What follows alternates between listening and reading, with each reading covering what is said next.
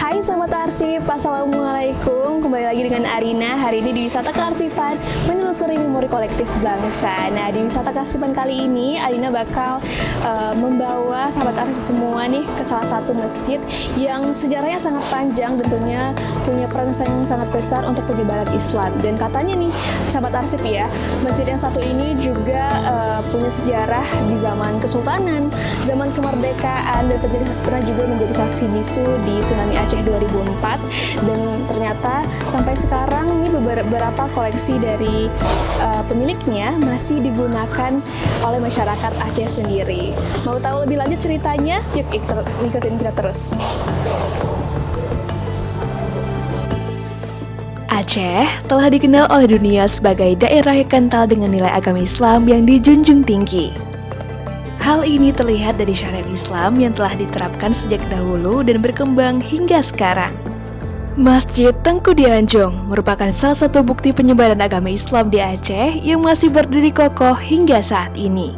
Masjid ini merupakan salah satu masjid tertua di Banda Aceh yang dibangun semasa Sultan Alauddin Mahmud Shah memimpin Kerajaan Aceh Darussalam pada tahun 1760 sampai dengan 1781.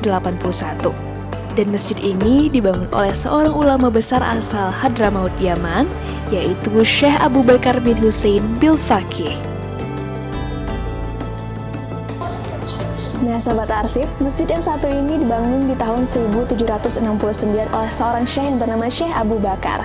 Dan Syekh Abu Bakar ini berasal dari Yaman yang kemudian hijrah ke Aceh untuk berdakwah. Dan beliau juga membangun sebuah masjid yang bernama Masjid Tengku Dianjung untuk menjadi pusat penyiaran Islam. Nah, masjid ini dibangun dan dijadikan namanya Masjid Tengku Dianjung karena beliau dulunya dijuluki Tengku Dianjung atau yang artinya sanjungan.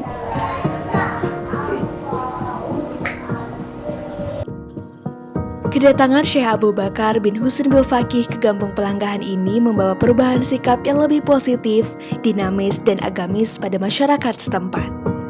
Pengorbanan harta, tenaga, pikiran, dan bahkan sifat beliau bijaksana dan terbuka dalam memimpin membuat beliau begitu disayangi dan dihormati oleh pengikutnya.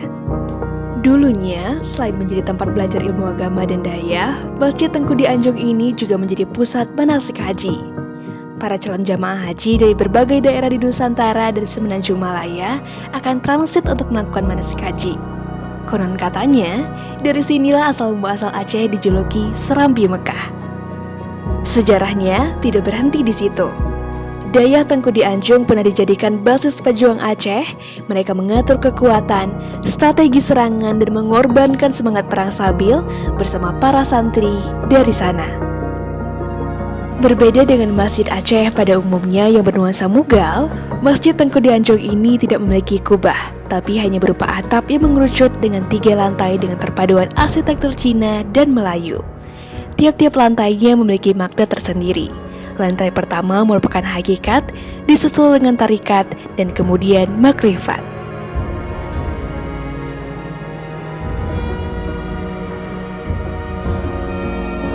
Sahabat Arsip, Tengku Dianjung sendiri sebenarnya selain menjadi seorang ulama juga dikenal sebagai seorang arsitek.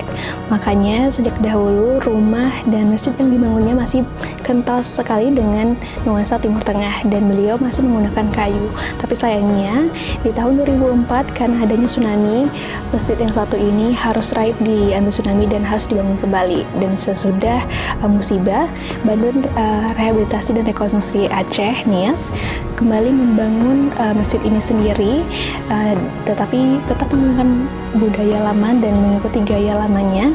Hanya saja dindingnya sekarang sudah menjadi beton.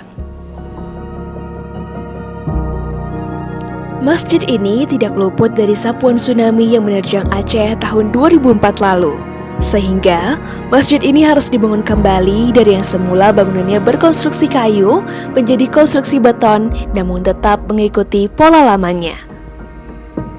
Rekonstruksi ini tidak hanya dilakukan pada bangunan utama masjid, namun juga pada makam Syekh Abu Bakar beserta istri dan para pengikutnya yang terletak persis di sisi kanan masjid.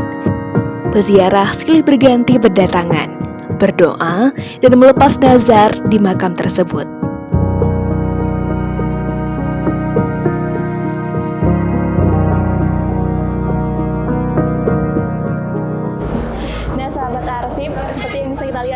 belakang saya masih banyak sekali kegiatan-kegiatan yang dilakukan oleh masyarakat Pelangkahan di Masjid Tengku Dianjung sendiri. Jadi Masjid Tengku Dianjung ini sangat aktif digunakan oleh masyarakat Pelangkahan sendiri, dan menariknya nih ya sahabat arsip, di setiap 14 Ramadan akan ada peringatan Haul Tengku Dianjung untuk memperingati beliau.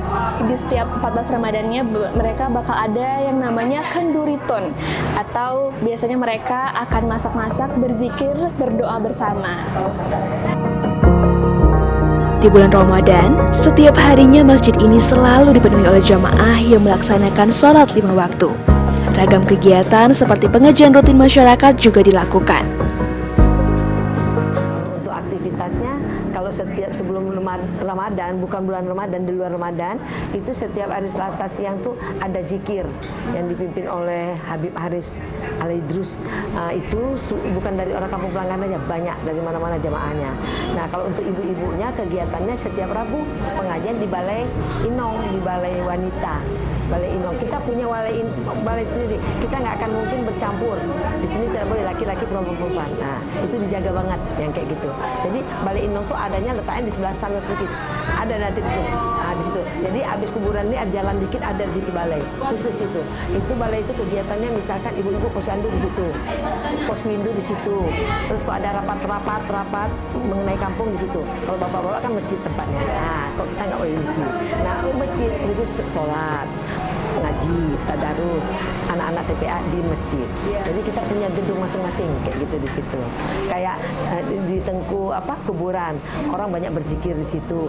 Orang dari mana-mana pun datang, bukan kita aja yang berzikir di situ. Iya, orang dari Malaysia, dari mana-mana di sini semua datang. Ziarah bilangnya ya. Saat bulan Ramadan, berbagai kegiatan lebih aktif dilakukan oleh masyarakat di masjid ini. Selain ibadah sholat tarawih setiap malamnya, anak-anak Gampong Pelanggahan akan mengikuti pengajian TPA pada siang harinya.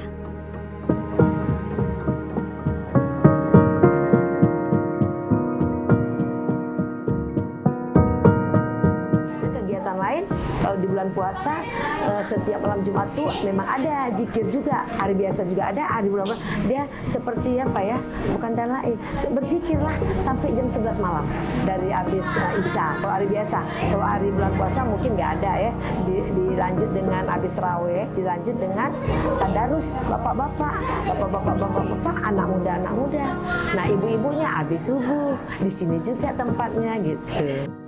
Selain itu, untuk mengenang Syekh Abu Bakar yang telah berjasa dalam penyebaran dan perkembangan Islam di Aceh, terutama di Gampong Pelanggahan, masyarakat Gampong ini hingga saat ini masih rutin melakukan berbagai kegiatan seperti doa bersama dan kenduri memperingati kematian sang Syekh.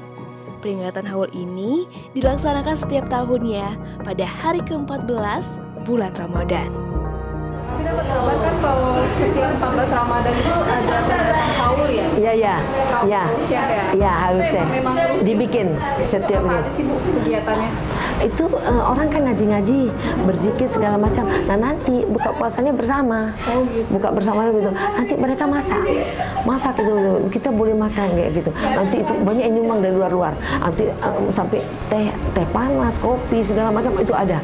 Itu bebas makan sampai anak-anak boleh. Semua bebas makan. Memang kenduri haul untuk kenduri memang ya, khususnya apalagi kan sekarang kan orang tahu abis tsunami itu di sini memang tinggal cucu-cucunya ya, yang asli-asli orangnya udah nggak ada. Jadi itu tidak boleh dilupakan. Malah komunitas yang ada di Pelanggahan itu diundang ke sini, itu komunitas. Kenapa saya tahu? Kemarin itu kan saya di luar. Saya di luar. Nah, selalu komunitas itu ngerti tiap bulan Ramadan, kayak kemarin mau masuk Ramadan, 2 hari lagi mau Ramadan, komunitas itu kita ada grup komunitas, itu kumpul uang, mau dikasih untuk anak yatim Pelanggahan. Misalnya satu amplop tuh hampir 200 sampai 300, gimana banyak dapat duitnya untuk komunitas. Mau dari Jakarta, pokoknya keluar dari Pelanggahan, orang tuh masih mengakui di sini ada saudaranya, masih ada kayak gitu. Dan di sini sendiri juga, di Pelanggahan sendiri, semua rumah dikasih celengan. Selama setahun itu diisi, setiap rumah nanti udah dekat. Nah, seminggu lagi Lebaran udah diambil nih sama petugasnya, dikumpulin, bukan zakat, sedekah. Jadi misalkan celengan itu, misalkan satu rumah ini dapatnya 500.000, satu rumah ini dapat 200, satu rumah lain dapatnya 1 juta, berapa lah, nggak tahu. Nanti itu dibagi, anak Pelanggahan ini yatimnya ada berapa. Nah, itu dikasih setiap tahun. Iya, setiap tahun. Jadi itu celengan subuh bilangnya. Celengan subuh, apa? Sedekah subuh. Sedekah subuh. Selain kita sedekah tempat lain, kita punya celengan untuk anak-anak yatim khusus Pelanggahan.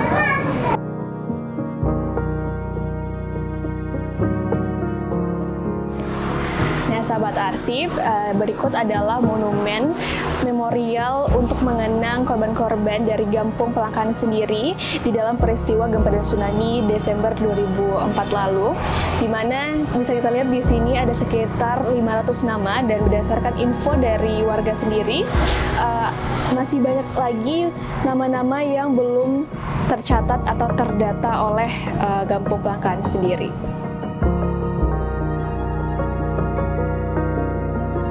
Gampong Pelanggahan merupakan salah satu gampung di kota Banda Aceh yang terdampak cukup parah oleh gempa tsunami tahun 2004 lalu karena letaknya yang dekat dengan bibir pantai.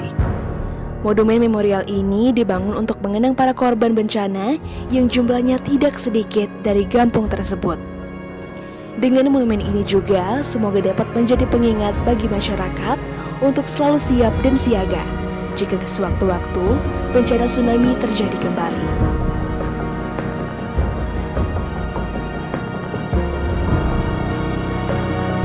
Sahabat arsip udah tahu kan gimana cerita dan sejarah di balik Masjid Tengku di Anjong, dan sekarang waktunya kita untuk terus melestarikan, menjaga dan memastikan kisah-kisah seperti ini gak akan terlupakan oleh masyarakat.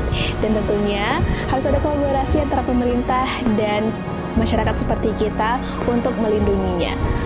Dan Alina Masya pamit, sampai jumpa di wisata kearsipan selanjutnya. Bye-bye!